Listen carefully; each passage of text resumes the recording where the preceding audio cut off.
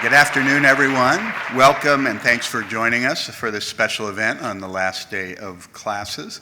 I'm David Boardman. I'm the interim provost and the dean of the Klein College of Media and Communication. It's my pleasure to introduce the launch of Innovation with Impact. This is a new series that's celebrating the creativity and collaboration and discovery that define Temple University. The series grew out of a well-received collection of events we had that many of you attended during President Fry's investiture celebration in the spring. And the energy and ideas that were shared by our faculty and staff members during those sessions made one thing very clear. When we bring together the talent and the imagination of our Temple community, we don't just reflect on what we've accomplished, we shape what comes next. And that's what Innovation with Impact is all about. It's our way of continuing that momentum. Our goal is to offer 3 programs each year, 1 in the fall, 2 in the spring, that highlight the groundbreaking work of our colleagues across the university. Each program will look a little different, but they will all share the common purpose of shining a light on the amazing people here at Temple and their ideas and innovations. Today's event, Exploring the Power of Story, a conversation with Liz Moore, is a wonderful example of that mission. And it may be surprising to you that we would start something off called Innovation with Impact with a novelist rather than with somebody in biotech or any of the other amazing researchers that we have here at Temple. But Liz is, in and of herself, an amazing researcher, as those of you who have read her books know. As many of you do know, she's a faculty member in the College of Liberal Arts and director of our MFA program in creative writing. The rest of the world knows her through her best-selling and critically acclaimed novels. In fact, I think the very first time that my 30-something daughter thought I was cool is when I told her I had lunch with Liz Moore. In her writing, Liz demonstrates a remarkable ability to describe and dissect distinct locations, whether those be the Savin Hill neighborhood of Boston, the Adirondack Mountains, or our own Kensington, and the complex souls who exist within them. She weaves personal experience, empathy, and curiosity into fiction that's grounded in human struggle, and her work reflects deep research, attention to detail, and true literary artistry. She's a recipient of numerous awards, including the 2024 Rome Prize in Literature. And of course, her book, Long Bright River, which is the one set here in Philadelphia, just a couple of miles east of here, was adapted into a compelling miniseries, which she co-created, executive produced, and co-wrote. We are so proud and fortunate to have Liz here at Temple as a colleague. Through President Fry and Liz's conversation this afternoon, we'll explore how narrative shapes the way we connect with one another in our environments and how it informs research and teaching, both on campus and beyond. Afterwards, I hope you'll stay for light refreshments as we continue the discussion and celebrate the close of a successful semester. So with that, it's my pleasure to begin our program and to welcome Liz Moore and President John Fry. I have to confess at being a little bit nervous about this. The first time I met Liz, I told you I was a huge fan. Right before I started, I read God of the Woods, and I could not put that book down. I felt so pulled into the characters, the scene. It was just riveting. I think that's probably the last novel I've read since I started. That is very, very kind of you to say, and also not surprising given what you've been dealing with for the past year. Thank you so much. And thank you for everybody, to everybody who came out. It's very, very cold out, and this building has many entrances, so thank you. As we've discovered, right. So God of the Woods is the stocking stuffer for my family this year. It is the feature of my dad's book club with all his other friends up in New Jersey. So I bought so many copies of this book on top of it, and I want all of you to read it, because if you want a great holiday break book, God of the Woods, Long Bright River, many of you have seen as well. I mean, these are major works, and we're just so proud that you're here. So why don't we start by talking about your Temple journey? What brought you to Temple? And tell us the story and how hopefully it helps sort of sustain you and sort of sparks creativity as well. Absolutely. I am not from Philadelphia originally. I grew up in Framingham, Massachusetts, and I went to college in New York City and met my now husband, who's from the Philadelphia area, and his father is actually a Temple alum. And so from the time I met Mac, my now husband, I heard a lot about Temple, and my now father-in-law is a very big fan. And so when I got to Philadelphia, I took a couple of short-term teaching positions at other colleges and universities, but transparently, don't tell anyone, but I really always had my eye on Temple. I'm a big fan of accessible education for all. I'm a product of public schools. My children go to Philadelphia public schools. I appreciate that Temple is a large research one university with a community mission, and that it's affordable for many people for whom higher education would otherwise not be affordable. I also think, so to answer your question directly, Don Lee, who was the director of the MFA program before me, was a friend of mine, and we were at the time published by the same publishing company. And Don reached out to me when he was in need of a writer in residence and asked me if I would be interested in taking a temporary position for 2 years. It was a really challenging decision in some ways because I had a full-time tenure track position at a different university. But I just kind of sensed that Temple would be the right fit for me, and so I took a bit of a risk, and I accepted a non-tenure track temporary position at Temple, which thankfully grew into a tenure track position. And I've been really invigorated by the whole community. I've made a lot of connections with other colleges and universities outside of the CLA, and I am really grateful to be here as well. So thank you. Well, you took a risk on us that we would end up, doing the right thing. So I'm glad that worked out for all of us. So let's talk about the role of settings in your novels. You've, in my mind, reading about the Adirondacks through God of the Woods, it was so vivid and so powerful. It almost felt like another character beyond the characters you were portraying. Could you talk about the importance of settings in your work? Definitely. What I teach my MFA students, at least one of whom is here today, hello, is the idea that I never outline my novels. I begin novels only knowing 3 things when I go in, and the first of them is place, and the second of them is people, which is to say my characters, and the third is problem, the inciting incident, the first thing that the characters have to deal with or contend with or solve. But place does come first because it's out of place that everything else flows. So with a novel like Long Bright River, I spent many years doing first research, having conversations with people living in Kensington, longtime residents, also people living with substance use disorder in Kensington, also business owners in Kensington, and ended up doing community service work, leading free writing workshops within the Kensington community at a women's day shelter called the Thea Bowman Center at St. Francis Inn, which is an institution in Kensington. Unfortunately, the women's day shelter is on hiatus at the moment. But while there, I met a number of really amazing people with incredibly interesting stories.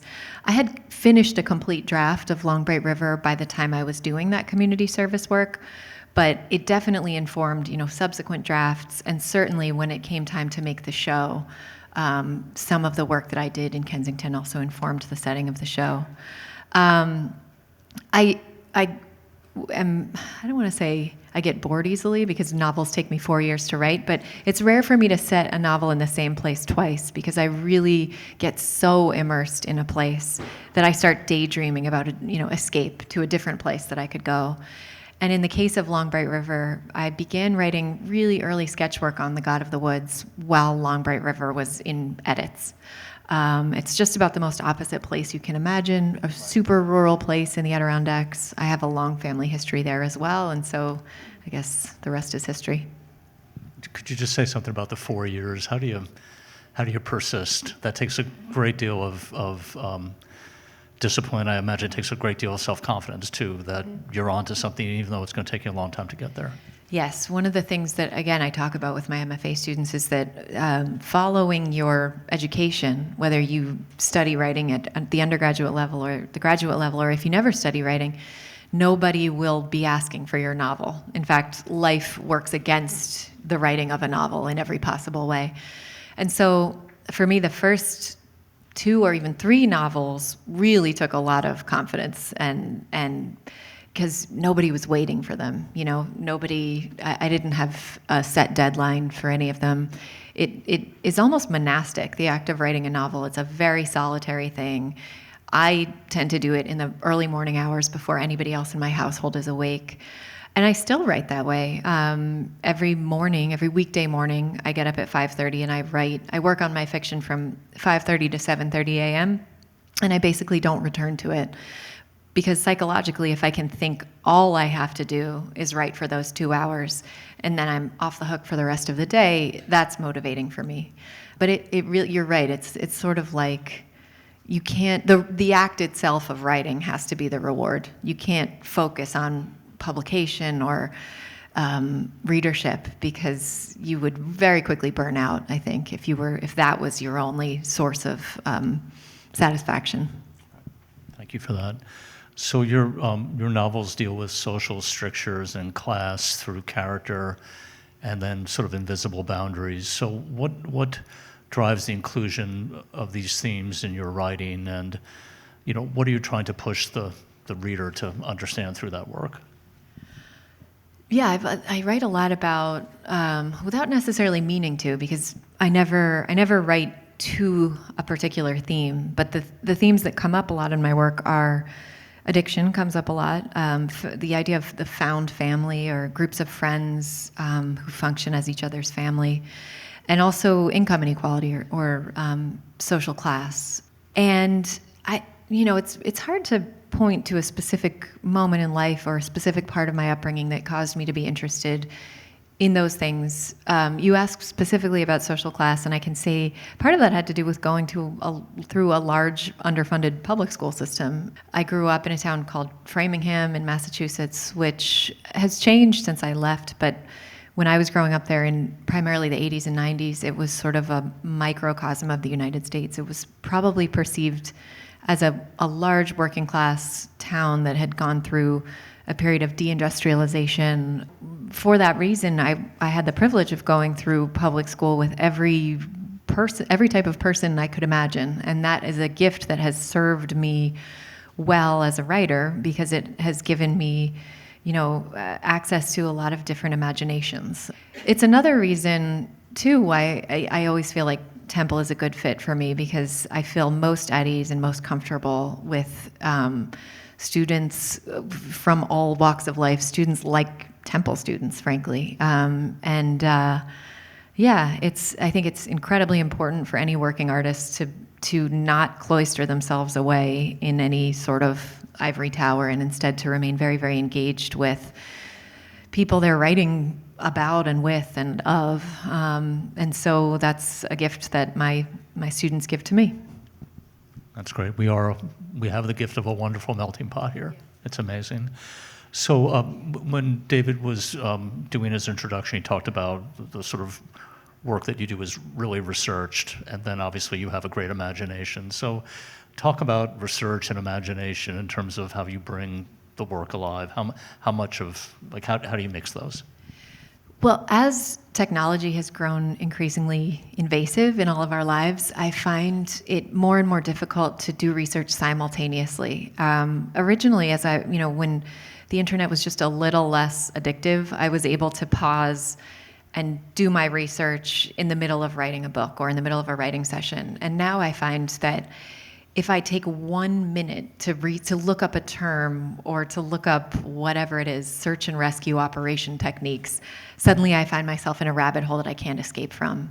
And so specifically I'm working on a book right now, and I've had to finally make the jump to writing on a machine that's fully disconnected from any internet capability. And so during those early morning hours, I invent wildly and inaccurately. Anything that I know needs to be researched later, I put in bold, and I just think it's not my problem now. This is present me writing, and I'm going to invent things, and I know they're wrong, and they're going to remain in bold. And then later in the day, or potentially in subsequent drafts, I'll go back and correct what needs correcting, which is not to say that I don't engage in a really prolonged period of research before even beginning the writing of a book, sometimes in such a way that I don't even know that's what I'm doing.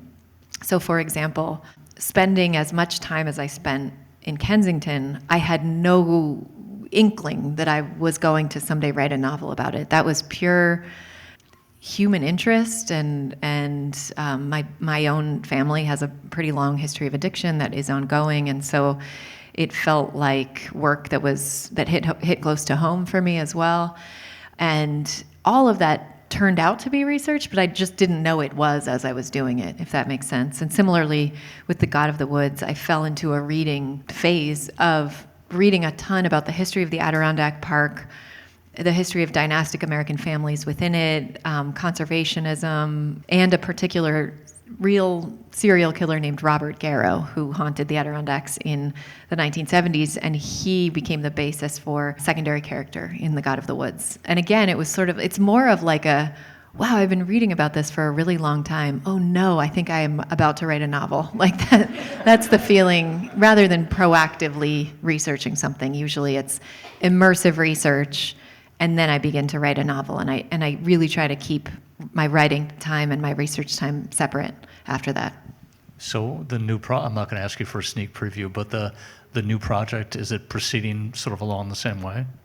Yes, with the only difference being that I now write on an ancient iPad that I have forcibly removed like every internet thing from. And I have a separate, I showed my class this, I have a separate little keyboard that connects to it, and that's how I have to control my otherwise uncontrollable urge to go online. So, Long Bright River, from being a novelist to being a producer, what's that journey been like, and how has it sort of pushed you? It has been like nothing I've ever done in my life. The chapter is basically closed on the Long Bright River series adaptation. It came out, it aired on Peacock in the spring. It starred Amanda Seyfried and Nicholas Pinnock and a bunch of other very, very talented actors. I was on set maybe 75% of the time, except when I was at Temple, so I was doing a lot of train riding. It's both the most rewarding work I've ever done and the most challenging. It's a true group effort, and that comes with incredible upsides, like a feeling of teamwork and camaraderie like I've never felt before, and also, creative disappointments if you want one thing and somebody else wants another thing and you lose. And sometimes, for the record, the creative battles I should have lost seeing it on the screen. I was like, oh yeah, they were right about that one. But sometimes the creative battles I lost, I remained disappointed about, and I'm sort of being transparent about that. What I will say is, what I'm most proud of in the series is the way that we fought to include representatives from the community of Kensington, many of whom appeared in small speaking roles, actually large speaking roles too, or as background actors or musicians or set decorators or on-set consultants and off-set consultants. And that was really special to see somebody as experienced as Amanda Seyfried acting opposite, like, Vinnie Lawson from The Neighborhood, who came wearing like a special uniform he made out of every possible Philly sports team and then sewed together himself. And I think that's a two-way exchange of energy. Like, Amanda was very, very excited to be working with non-actors as much as she did, and very generous with her experience about acting. So they, the non-actors and actors who came to set were able to give of their experience, and she was able to give of her experience in two very different ways. Could you say a word more about creative disappointment? Just give us an example. I have lots of creative disappointments. John, Temple was the one who wanted to video record this, and I said yes, so now my answer to that is no. If you ask me afterward at the reception, I might tell you. But I will say, this is very fun news, and I don't normally, I'm excited. When a show comes and goes, in a way, it feels like the door has fully closed and everyone's moved on, and that's as it should be, because I wouldn't want to think about it forever. But this morning I woke up to like 20 texts, and out of nowhere, Amanda Seyfried received a Golden Globe nomination for her work in Long Bright River, which was very good. I mean, kudos to her. She really threw herself into the role, and I have nothing but genuinely wonderful things to say about her as an actor and a human. And I think she has that reputation, and it's deserved. So, now I'll say this on the record: I don't think she'll win, just because the series itself maybe didn't do as well as some of the other series in there. But I hope she does. That would be fun. The series was amazing. Another riveting experience. No, I mean, Yeah. check it out. Yeah. Let me tell you. So let's talk about your role as a writer and a producer, and your role as a university professor, and like the sort of synergies, the tensions. How do you sort of do both at once? How did that feel? Transparently, it feels like a lot, especially when every one of those roles is sort of like in a moment of busyness, which every now and then does happen. A lot of the, like right now, my semester is winding down. Admissions season is winding up. I'm waiting to hear news on another show that I'm working on. I can breathe for like 1 week, but then I know that other things will pick up steam. I don't know. It requires two things, which I openly acknowledge. One is a lot of stamina.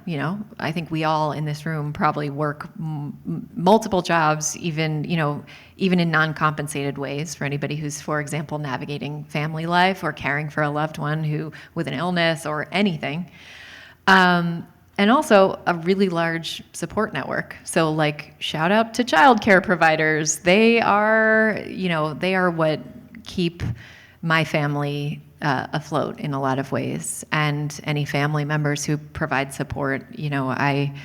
I am very grateful that we have some extended family who lives in Philadelphia and is able to kind of like pick up a kid here and there when a child needs a pickup, or watch them. So yeah, there's it takes a village, for real. So your characters have so many layers. As a professor, as a Philadelphian, how do your everyday experiences sort of, go towards creating these characters? Well, if I'm setting a work in Philadelphia, as I did for Long Bright River, a lot of it is just absorbed. It's really fun, for example, to not know that, to have never known much about sports, and then to marry a husband who's deeply obsessed with sports, and now sports show up in my novels more than I ever thought they would. Representing the city of Philadelphia is a complicated thing for me, because again, I'm not from here, and yet to anyone outside of the city of Philadelphia, they think of me as Philadelphian, because much of my work has been dedicated to the city, and I talk a lot about Philadelphia in my professional life. So for those of you who are really from Philly, I apologize. I know I'm not really from Philly, but other people don't know that. Yeah, I'm certain that every facet of my life makes its way into my creative work in one way or another. And in particular, as a professor, just push that a little further. As a professor, one thing that I think it's really easy to quickly lose is any connection to what is cool or interesting from the perspective of younger people. And I do feel constantly kept on my toes by undergraduate and graduate students in terms of what they're reading, what they're watching, what they're consuming, what they're buying, what they're thinking politically, the words that they're using, which I otherwise might not know. I've discovered one thing that I love about the MFA students is that they're very, very well read, and they really keep up with contemporary literature, and they make recommendations to me about what they're reading as much as I make recommendations to them. So that's incredibly helpful as a creative person. Okay, so there's a lot of market information and R&D coming your way in those connections. Yes. So Exactly. I'm curious, and this is maybe just a further elaboration. Your sort of experience as a writer and a producer, how has that impacted your approach in the classroom? And then likewise, has teaching your students influenced your writing in turn? Well, because writing fiction is a sort of an inherently solitary endeavor, teaching in a group setting, teaching in the classroom, prepared me for the sort of collegiality that being a producer requires. Also, being a colleague of other professors and working with administrators as well, there's a lot, I think, that's transferable from academia to producing a television series, for example. There's some that's completely not transferable, and nobody would ever understand on either side of that equation. My students are also genuinely curious. I teach creative writing, I teach fiction, but a lot of my students are curious about the process of adapting my work, and so at the end of my last course of the semester, I opened to questions from the students, and we just had a sort of informal Q&A, and a lot of the questions ended up being about writing for television and producing a show outside of just purely fiction. So that was an interesting exchange. Okay, so last, what's next for you? What are your big projects and your big ideas for the future? So I can only say what is, I think, published online here again, which is that two other works of mine, aside from Long Bright River, The God of the Woods, and an earlier book of mine called The Unseen World, have been optioned by Sony with me attached as an EP and writer. And both of those are in development, two different moments of development. I don't think I can say like even with which streaming service, but I am always at work on those, and I am always at work on my novel in progress, which will remain a big secret from even my closest family members until it's farther along. Maybe about Philadelphia sports or something like that? Maybe. Liz, you're great. Thank you so much for the time today, especially given how busy you are, and for inspiring all of us with your amazing work. Thank you for your questions. Thank you for coming. I'm so happy to be here.